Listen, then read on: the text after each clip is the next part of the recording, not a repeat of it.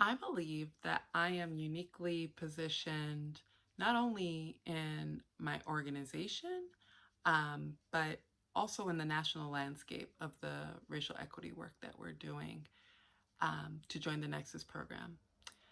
One way that I think I'm uniquely positioned is as an executive director that is following on a white founding executive director.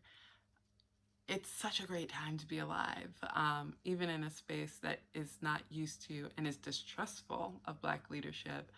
I've been able to show up in spaces in very authentic ways where only time will tell, and it's a it's an interesting experience in being in right and real relationship with each other. But currently, I feel as though a lot of our funders are hungry for Black leadership of not just Black issues, but of issues, period, because we're seeing so many of the ways that we do business and we do work crumbling right before our eyes. And so um, I feel like I am uniquely positioned not only as a Black person, but as a Black femme person who um, often doesn't fit in the binaries.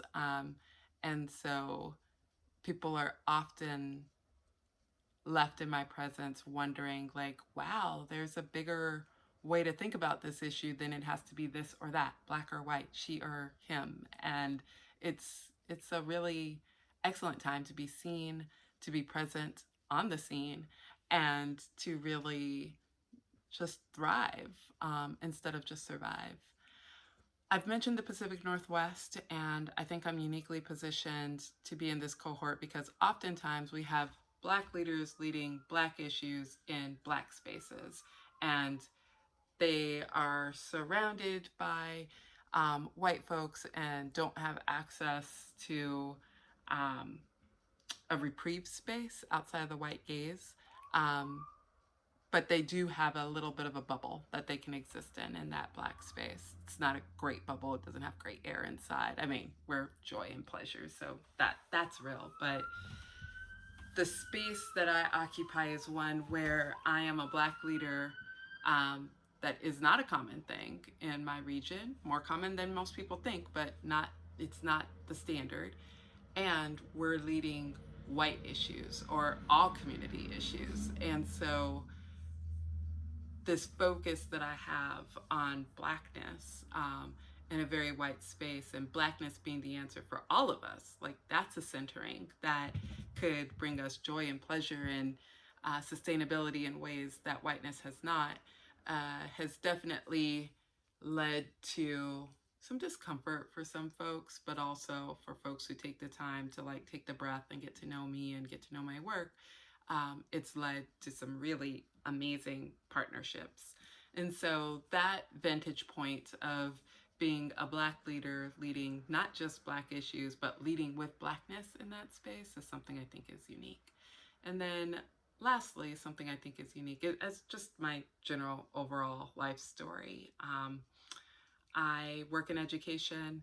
I will always work in education because I believe it is the cornerstone of how we help people know what their options are.